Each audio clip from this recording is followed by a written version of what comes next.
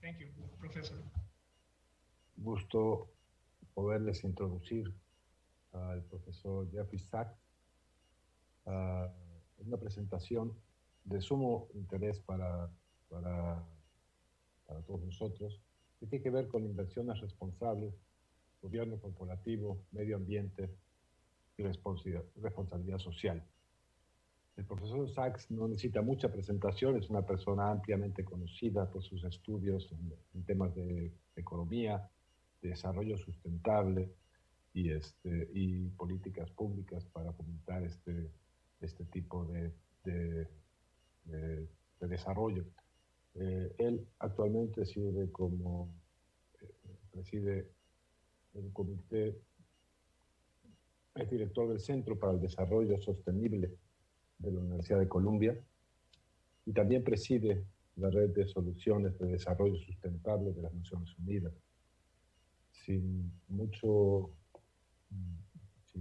Para no quitarle tiempo a la presentación del profesor, lo dejo en presencia de todos ustedes para su presentación. Posteriormente le haré yo algunas preguntas en una sesión de 15 minutos al cierre de su presentación. Profesor, si nos hace el favor de iniciar.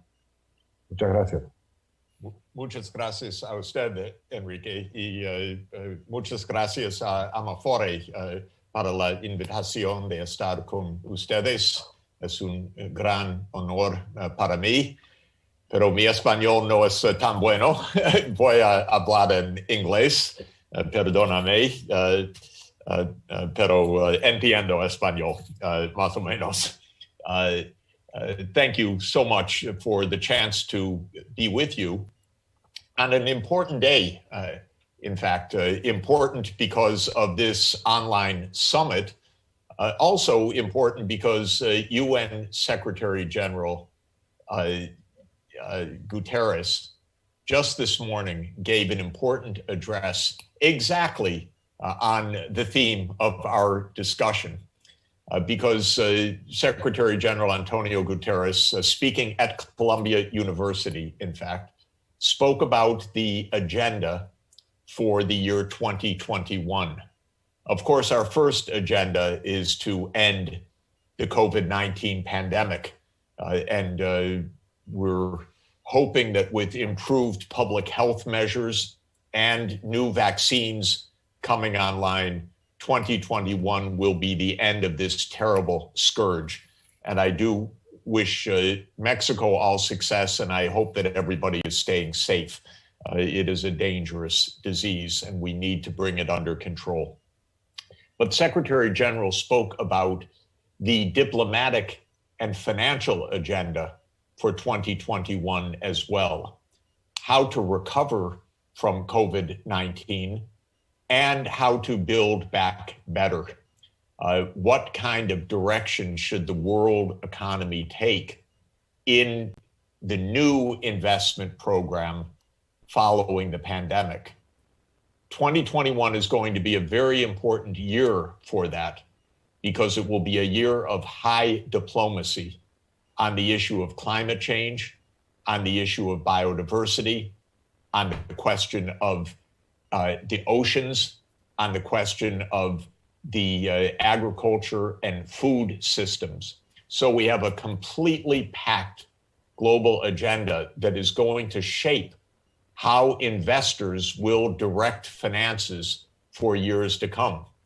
And that will be extremely important for the Afores in Mexico, because you will be channeling a great proportion of Mexico's savings for the future of Mexico's development. And Secretary General Guterres specifically called out the pension funds around the world to be responsible in the investment profile ahead. He noted that there are $32 trillion of assets under management in global pension funds. This is a huge pool of resources. And if those resources are properly deployed, they will shape a better world. If they are poorly deployed, not only will they disserve the retirees that you are responsible for, but they will disserve the entire world by creating massive environmental damage. I'd like to share my screen with you to talk about this diplomatic and substantive investment challenge. And then, as Enrique said, we will come back for questions in about 30 minutes. So I will turn to this presentation, if I might. And I want to talk about the Sustainable Development Challenge and ESG investing, environment, social, and governance investing for the pension industry. And again, thanks to Amafore for the opportunity to do so. So building back better from COVID-19 means investing to achieve global objectives. And we have three major global objectives that I want you to keep in mind. First are the Sustainable Development Goals, or los Objetivos de Desarrollo Sostenible. The Sustainable Development Goals are 17 goals adopted by every nation in the world in September 2015. They are a guidepost for investment, and I'll turn to them in just a moment. Then we have the Paris Climate Agreement. This is the global agreement also reached in December 2015 to head off climate disaster. The main goal of the Paris Climate Agreement is to keep global warming to less than 1.5 degrees Celsius. We are already at 1.2 degrees Celsius. This year will be probably the third warmest year in history. This past decade, from 2010 until now, has been the warmest decade in human history by far, the warmest on the planet in 10,000 years, most likely. The third goal we have is to protect biological diversity. And in Mexico and in the United States and in the Amazon basin and other parts of the world, biodiversity is being destroyed by human activity, by deforestation, by the destruction of wetlands, by the pollution of the oceans, by the overfishing of our fisheries, multiple assaults on other species, driving them towards extinction.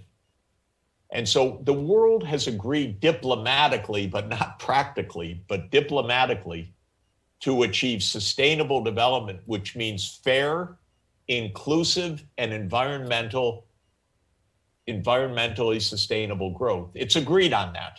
It is agreed to stop warming from reaching 1.5 degrees C. It has agreed to stop the destruction of biodiversity, but it has not succeeded in turning high-level commitments into actual investments to accomplish this. And that's where ESG investing, of course, is so crucial. When you talk about los Objetivos de Desarrollo Sostenible, the 17 Sustainable Development Goals, they are a framework of action for every government. And the Mexican government should be using these goals to orient the policies of the coming decade. The goals include ending poverty, ending hunger, assuring healthcare coverage for all, assuring quality education for every child, and protecting the environment. Major challenges. And SDG 10, number 10, which you can see in purple here, calls for reducing inequality. I mention this because the United States and Mexico are two of the most unequal societies in the world, the highest gaps of income and wealth. So we have a major responsibility to reduce the inequalities, especially ensuring that the poor people and parts of our nations are able to improve material conditions, and our public policies should be geared towards that. When it comes to the Paris Climate Agreement, the second big objective that I mentioned, the essential point is that we have to stop the emissions of the greenhouse gases. The greenhouse gases, of course, are the gases caused by human activity that warm the planet.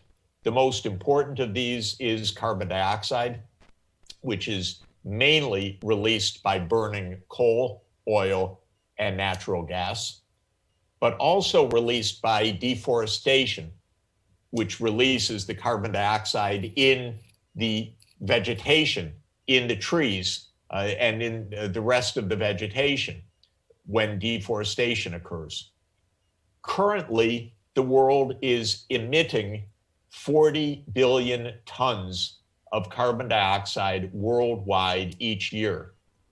The graph that I'm showing here is a picture of what we need to do to reduce that path of emissions from 40 billion tons today to 0 at the middle of the century. This is why Secretary General Guterres emphasized the core objective for 2021 is for every country, that means Mexico, it means the United States under President Biden, and it means the rest of the world committing to reach net zero emissions by 2050. What does it mean to reach net zero emissions? It means, most importantly, to convert from coal, oil, and natural gas to wind, solar power, and hydroelectric power, zero carbon energy sources, to shift from fossil fuel to renewable energy, and to do that within a 30-year period, and to shift our energy using sectors like automobiles from internal combustion engines to electrification using the zero carbon power generated by wind and solar.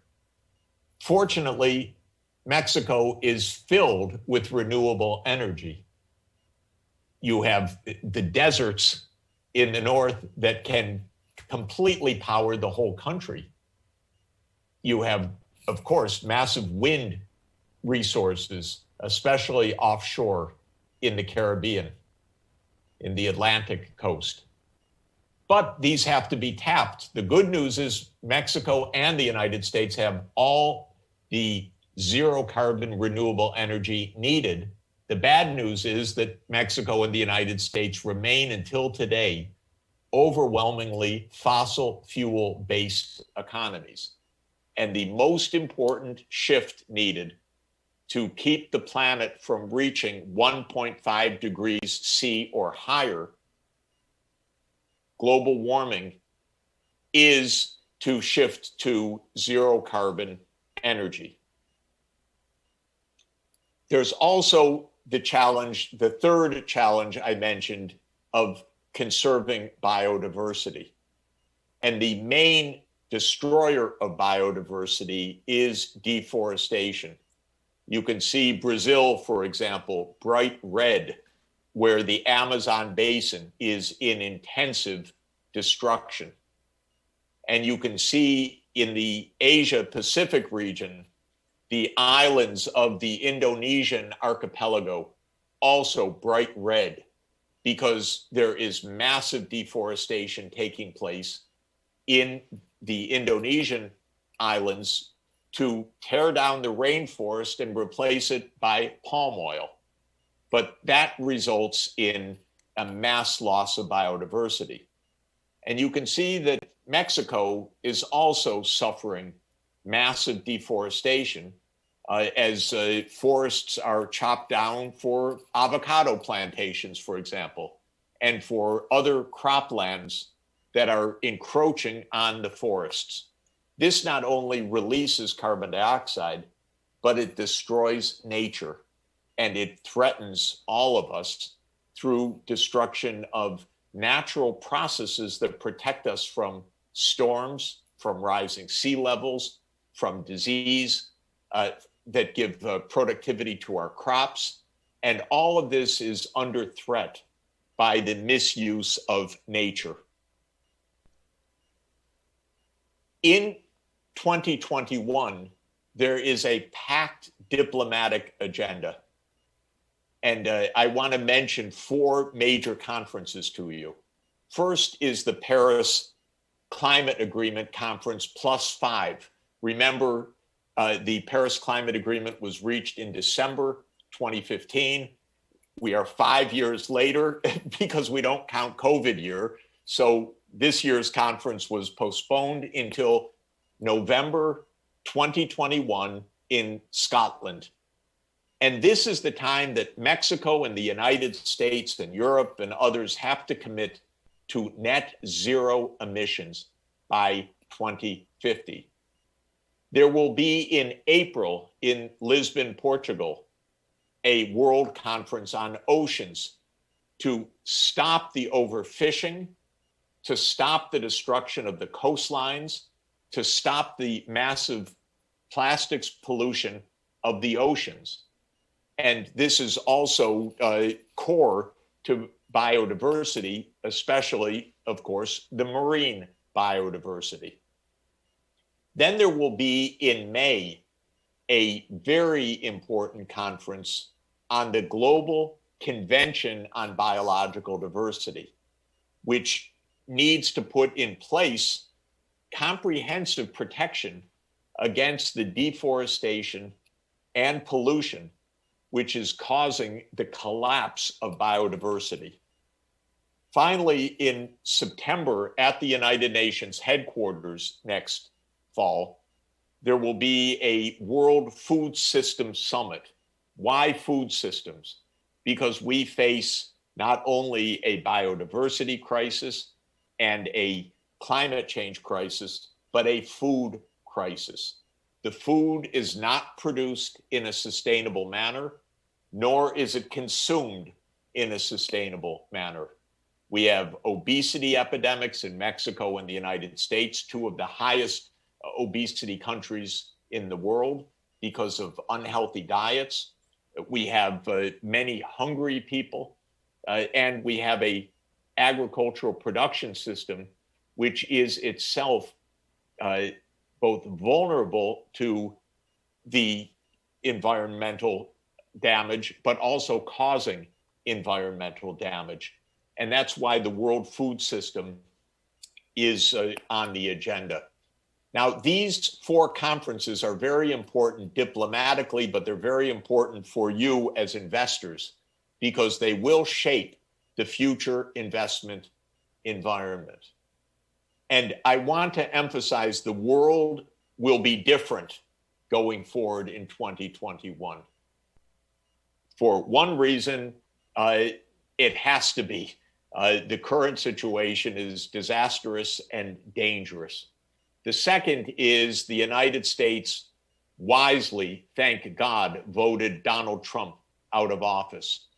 The worst president we've ever had in American history, who was completely against this agenda and was creating huge damage, but maybe giving bad ideas to investors also, because he was saying, well, climate change, it'll go away, just like he said about the virus. He was scientifically ignorant or deliberately anti-scientific. And he did a lot of damage, pulling the United States out of the Paris Climate Agreement, for example. But President-elect Biden is a strong proponent of this agenda. This will change life for Mexico because there will be a US president who will be committing the United States to this agenda. And because of the absolute tight connections of our economies and our realities, when the United States changes position, it's going to make a big difference for President Lopez Obrador It's going to make a big difference for Mexico's policies and diplomacy. It's going to make a big difference for the economy of North America. So this is relevant not only because it's global agreement, but because the United States on January 20th, for the first time in 4 years, is going to be signing on to this agreement, and it will change life in North America as a result. Now, many countries have already pledged to reach net zero carbon by 2050 or a little bit later. China recently pledged to reach net zero by 2060. The European Union by 2050, that's 27 countries. Then the other countries that I list here, such as the United Kingdom, Switzerland, South Africa, South Korea, Japan, have all committed to reach net zero carbon by 2050. And lo and behold, on January 20th, 2021, the United States is going to make the same commitment, because the Biden-Harris plan, first point, calls for ensuring that the U.S. achieves 100% clean energy economy and reaches net zero emissions no later than 2050. So life is going to change on January 20th, 2021, because we're going to go in a different direction, the direction that we have to go in. And I want to emphasize that Europe has also adopted what they call the European Green Deal. And the European Green Deal is a big deal. It commits Europe to net zero carbon by 2050. It commits Europe to environmentally sustainable food production. It commits Europe to a circular economy of drastically reducing pollution. And it, by the way, commits Europe to putting on border taxes against imports produced by high fossil fuel intensive processes. So Mexico or the United States will not be able to export to Europe in the future using fossil fuel energy-based production systems without paying a tariff as a result of this. And that is going to leave any heavy fossil fuel based economy in a loss of the European market. So the US will be on side, Europe will be on side. China has announced the same process. Japan has announced the same process. Korea has announced a Korean New Deal that I think is very interesting, because I think that in a lot of ways, Mexico can learn a lot also from the Korean experience. In Korea's New Deal, it's based on two pillars. One is green energy, wind, solar, hydro, and the other is digital, universal use of high-speed broadband. Korea will become probably the first 5G economy in the world in broadband use, universal access to 5G services. And this will be a major competitive advantage for Korea. It's a major plank of what it means to build green now, digital and renewables. And that should be the national strategy going forward. This is a very complicated picture, and I'm not going to go through it at length, but I want to tell you about it because I want Mexico to do the same thing. This is a picture called a Sankey diagram of the US energy system on the top. And while you can't see it because it's too small a print, it shows that the US economy is based on coal, natural gas, and petroleum. And then this kind of diagram translates how those primary energy sources are used for the three downstream sectors: buildings, industry, and transport. The bottom half of this figure shows what the US should look like in the year 2050, according to a transformation to a net zero emitting economy. And what you can see in the graph, if you could see, I'm sorry, you need a microscope to see it, but if you could see the graph, you would see that by 2050, the US system is based on solar, wind, a little bit of uranium for nuclear, a little bit of remaining natural gas, some biomass. But basically, it's an economy largely driven by wind and solar energy and a little bit of biomass. And the downstream users are using this renewable energy because they will have electrified. So the core transformation for all of us in energy use will be that our cars will no longer use petroleum. They will be electric vehicles, Teslas or others. And this transformation is on its way. Another part of the transformation is connecting renewable energy across national borders. The reason is that with intermittent wind and solar power, it's important to have a large grid so that when the sun is behind clouds in one place, but sunny in another place, the sunny part can provide the energy for the cloudy part. Or where it's windy in one place, but low wind in another, you can also transmit the electrons from the intermittent high energy place to the low energy place. The larger the grid, the lower the storage costs that are needed, the more efficient is the system. We need to connect Mexican solar power with the United States economy, for example. I personally believe the Sonora Desert should provide a lot of solar power for the US Southwest and to connect into the US energy grid. But this will require North American cooperation on a low carbon energy storage. Mexico also could produce a lot of the sunshine that would be exported towards the south through Central America, or even through underwater cables to parts of the Caribbean. We need the engineering to work out what are the most effective, efficient, remunerative interconnections, but interconnection will definitely be part of a low carbon grid in the future. Well, this is another packed slide on the other set of issues that I talked about, the biodiversity issues, just to say that we need big changes for protecting biodiversity as well.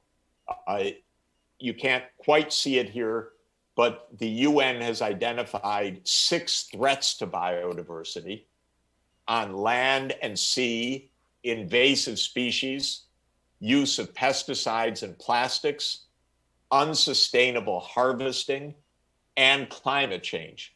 So in order to protect biodiversity, we have to reduce the threats coming from each of those 6 areas. That is the diplomatic agenda that will be taken up in Kunming, China in May. So here come the role of the financial institutions, of the Afores, of the pension assets globally, of the banks, and so forth. You will be financing the new low carbon economy.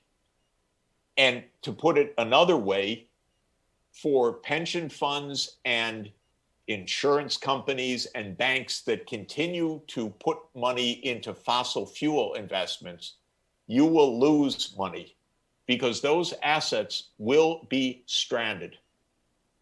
That's why it is so unwise for governments to be promoting more fossil fuels, because the result will be wasted spending. And rather than building up our fossil fuel industry in the US, we need to be investing in wind and solar. And for Mexico, rather than building up Pemex, Mexico needs to be building up SolarMex. All of the investments that President Lopez Obrador talks about of rebuilding Pemex, that makes no sense for the 2020s. It's in fact a pure waste of money, I'm afraid. What really needs the investment is the renewable energy agenda for Mexico, because that's where the future lies. The truth is, investing in hydrocarbons has been the single worst investment of any sector in the Standard & Poor's 500 in recent years, because there is no long-term global market for hydrocarbons. And for coal, of course, it's even worse, because the coal industry, I mean, it's better for the environment, but worse for coal, because the coal industry is essentially bankrupt. We will build no more coal-fired power plants. So I think the key for the financial institutions is to understand that sustainable investing is not just a nice thing to do. It's the only thing to do to earn a long-term return. And the pension industry is crucial for this. Globally, $32 trillion of assets under management.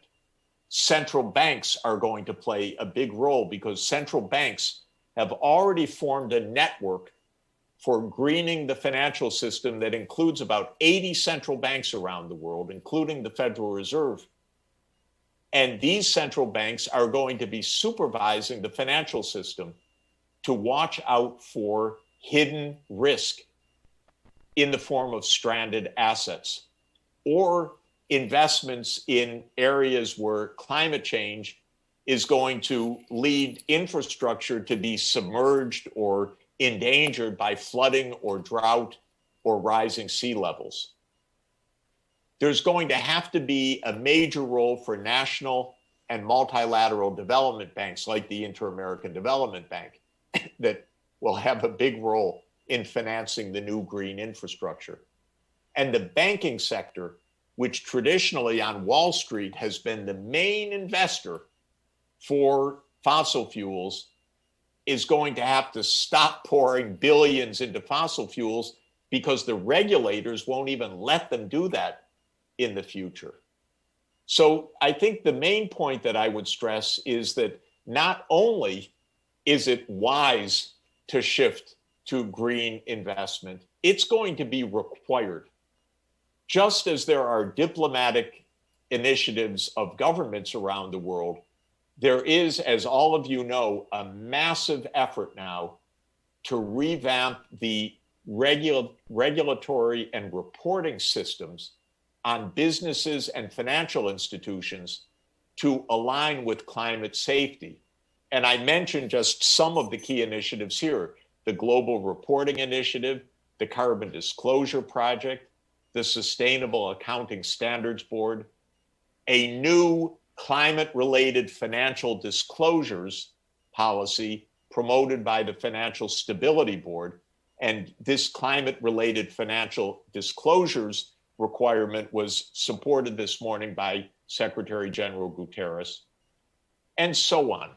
So my point is, this will be regulated in the years ahead by the central bank and by international reporting standards that will require the pension funds to disclose their climate risk, and will require each of your portfolio companies that you're investing in also to disclose the climate risk. This graph, which I don't have time to elaborate, spells out what the central banks are doing, the main central banks, including the Banco de Mexico, on what kind of measures are either already adopted or under consideration to address climate risk. For example, stress tests, disclosure requirements, green incentives for green bonds, reporting standards, monetary policy favoring low carbon bonds, the central bank's own portfolio of investments, the central bank's own greenhouse footprint, and the regulations for issuing green bonds.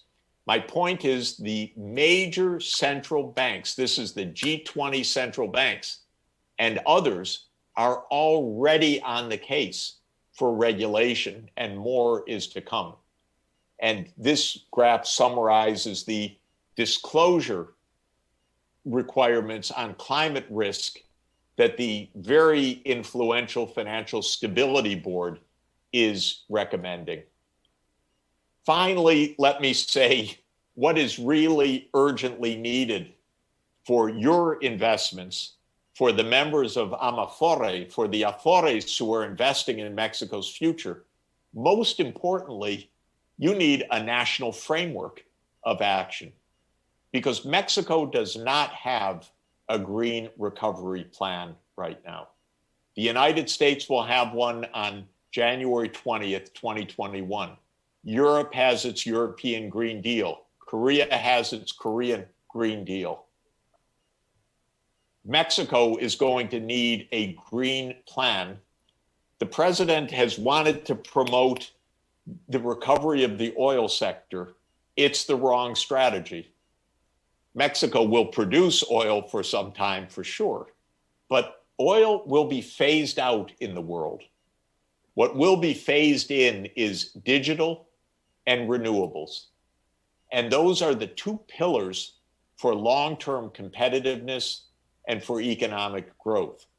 They're also the pillars to achieve the social goals of sustainable development, because in order to have everyone with access to healthcare or to education and so on, having a digital green economy to the benefit of everybody will be crucial for achieving those social objectives as well as the economic objectives.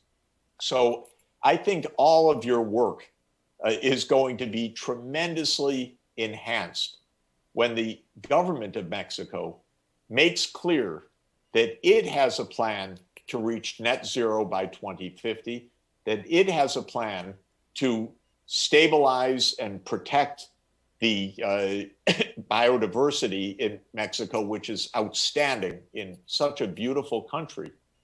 And with that plan, this will come the opportunities for private investment and for the pension savings to invest in new asset classes, especially green infrastructure, that will be at the foundation of Mexico's future sustainable development. So those are the basic thoughts I wanted to share. And I thank you very much for the opportunity to be together with you. And I return to you, Enrique. Thank you very much, Professor Sachs. Professor Sachs and myself have agreed to do it in Spanglish because Professor understands Spanish and I understand English. So thank you very much for your presentation. It is very illustrative about the challenges that we face in the future to reduce or avoid the increase of the temperature of the world for 2050. I will connect my questions with the financial system and the pension system in particular, because this is our conferences in that regard. So I would like to ask you more specifically, what must be the role of pension funds and Afores in specific at assessing climate change risk?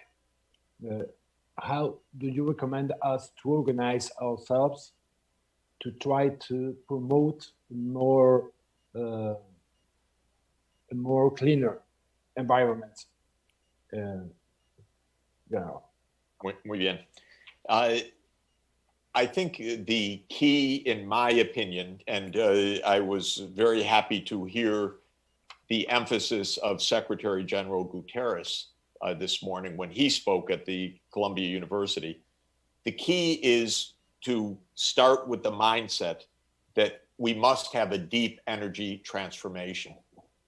And with that mindset, that will guide investment decisions.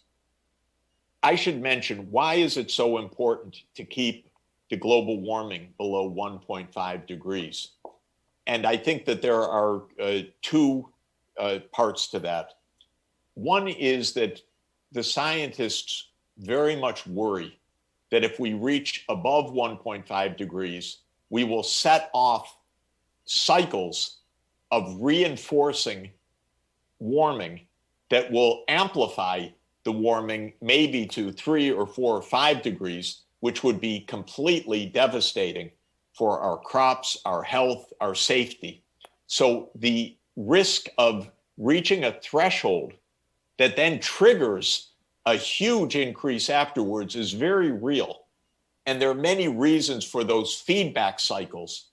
But when you warm to a certain degree, then you change the surface patterns of the earth, you change the reflectance of the earth, you release carbon dioxide from the permafrost, and you change the ocean circulation, all of which greatly endanger further warming.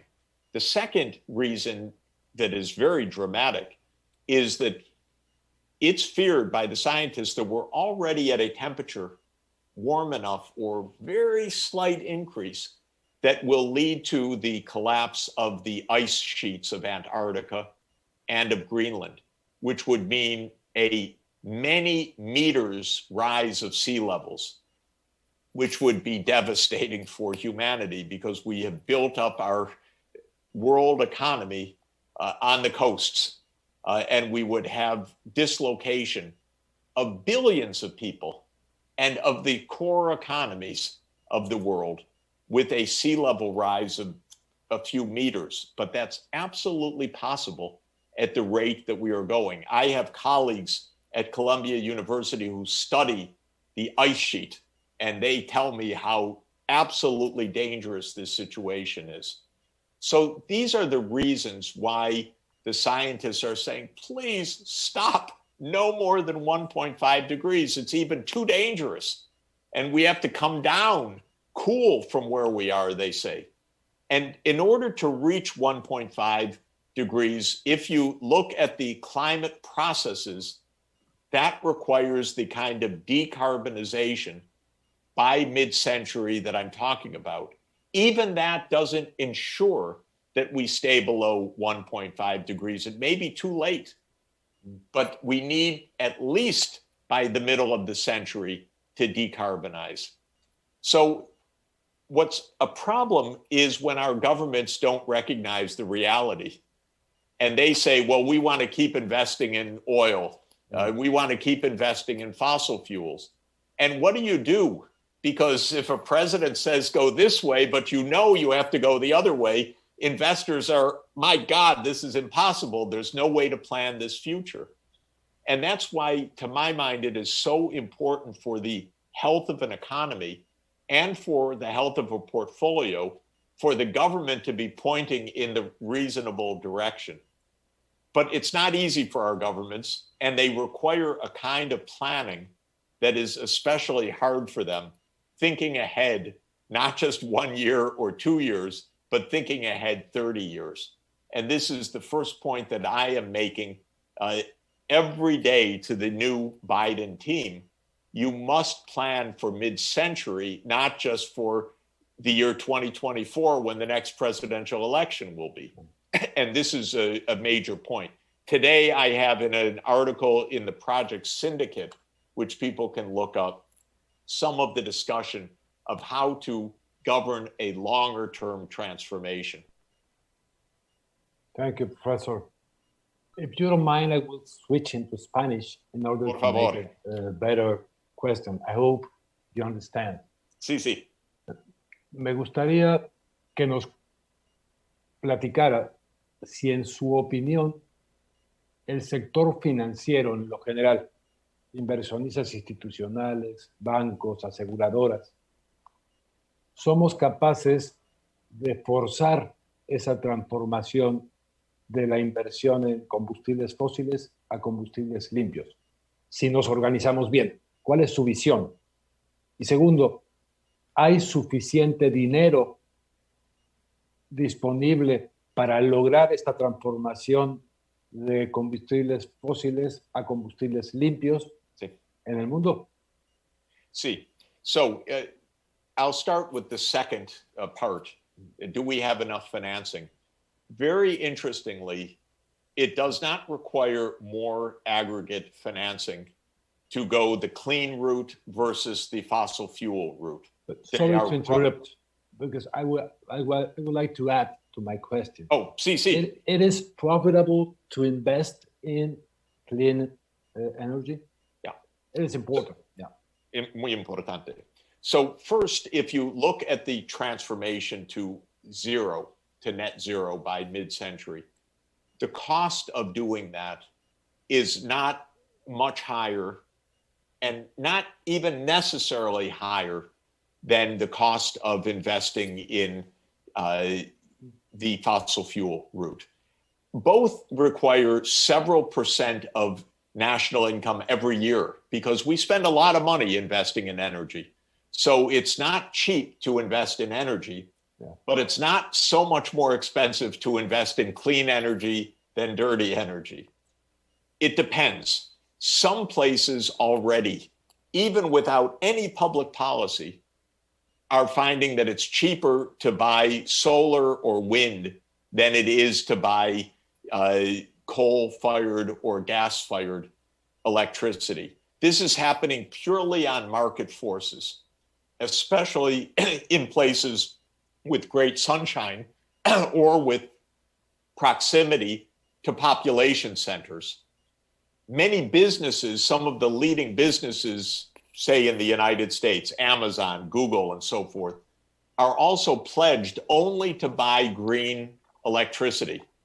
So a lot of power plants are being built, solar fields or wind fields, to cater to those large customers, because the customers have said, we don't want to buy any brown electricity, only green electricity.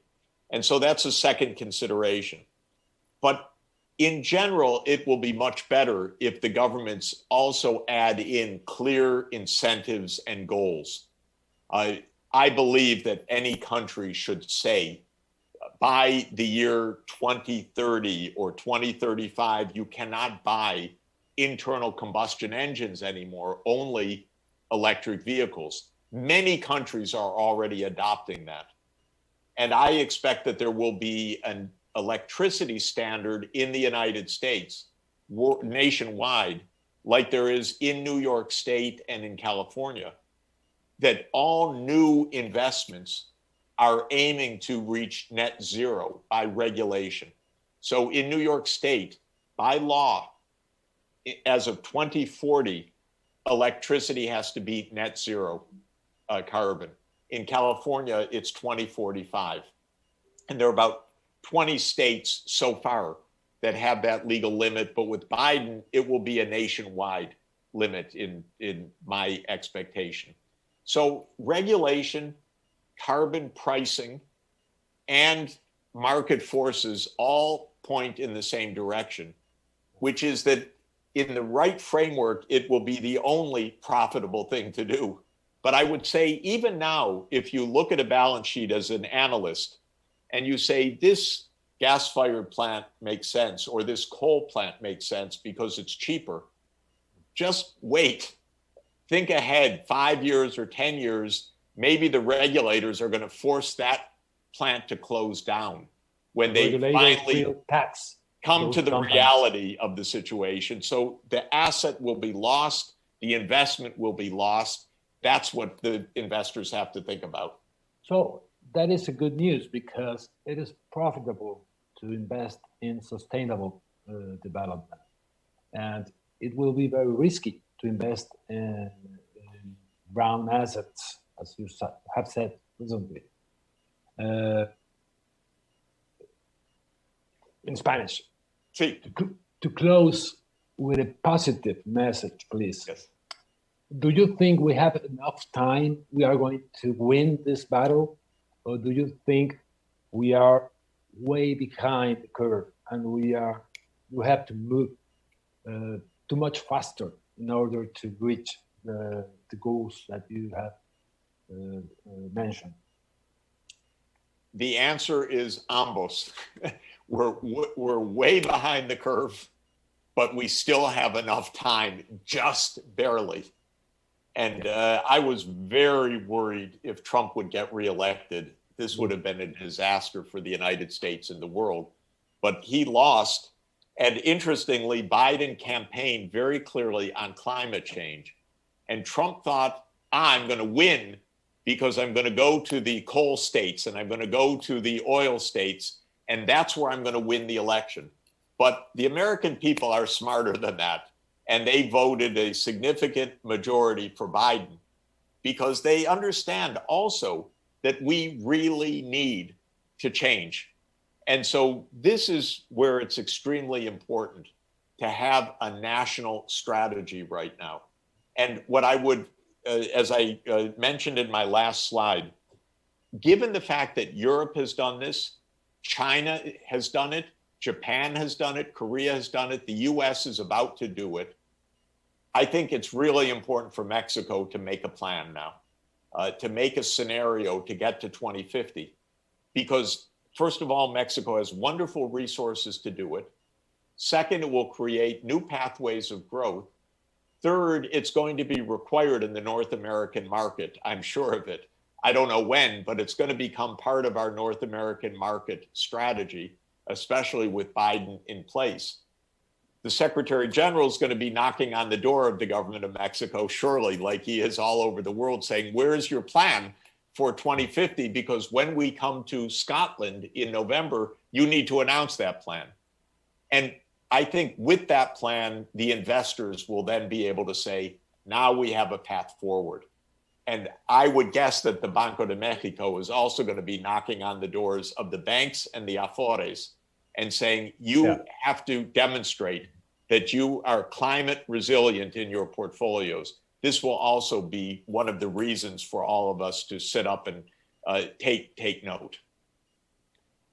Thank you, Professor. I think we are short of time, but I would like to ask a final question in Spanish because it is very complicated for me to say it in English.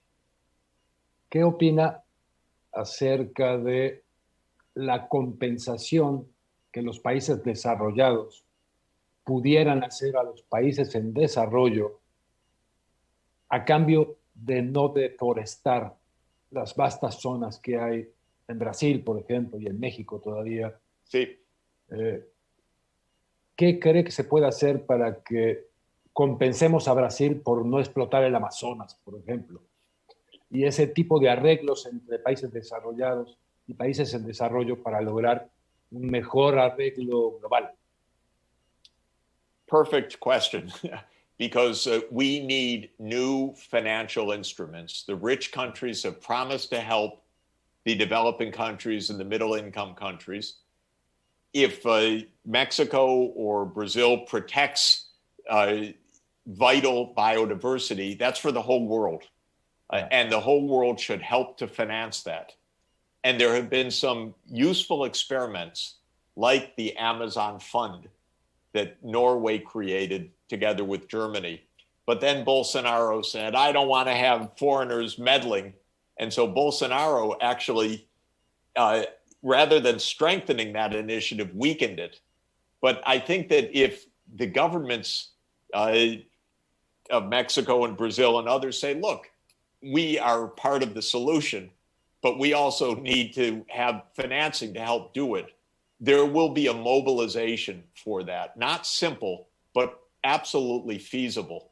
And this is where I would say diplomacy should really be done, not to resist the direction we need to go, but to insist that it should be a transición justo for everybody and a shared transition. And I think it's feasible, and I want to help get that done. Excellent. So thank you very much, Professor, for your presentation and your insights.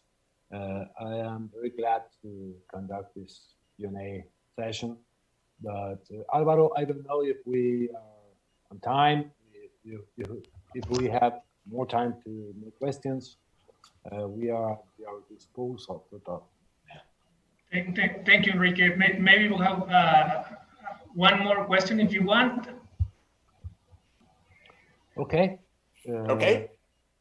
Let's go with the last question. Let me tell you what we are doing in Mexico in order to coordinate our efforts in the financial institutional investors to promote all the issuers of debt and IPOs in the Mexican market to promote the disclosure of their plans to decarbonize their activities. So we can form a group of all the institutional investors in Mexico to promote the disclosure of that. And I don't know if you can talk a little about the importance of the institutional investor coordinating to the issuers in the market a common effort to reduce emissions to the ambient. Perfect. Well, I think this is extremely important because, as you know well, there is not only our need to do this, but a hunger among many asset managers for holding green securities and green bonds in particular. So a lot of the new infrastructure will be bond financed, and those bonds will be certified as green bonds, and the certification depends on the standard you mentioned, in my opinion, which is that it is in conformity with reaching net zero by 2050. Yeah. And so putting together a set of disclosure standards and qualifying standards to be able to be called a sustainable bond or a green bond will be a very important help for every class of investor, including the Afores, but also the banks and household buyers of bonds as well. So this is something that I think also will have a global context to it, because the green bond industry is burgeoning, and the World Bank, together with the central banks, are defining these criteria, and the work you're doing, I think, will fit in perfectly with that. But it's an extremely important initiative. Perfecto, profesor. Pues muchísimas gracias por su presentación y por sus respuestas. Yo creo que con esta terminamos la sesión de hoy. Nuevamente, muchísimas gracias. Y Álvaro, Bernardo, quedamos en sus manos. Muchas gracias a ustedes. Muy bien.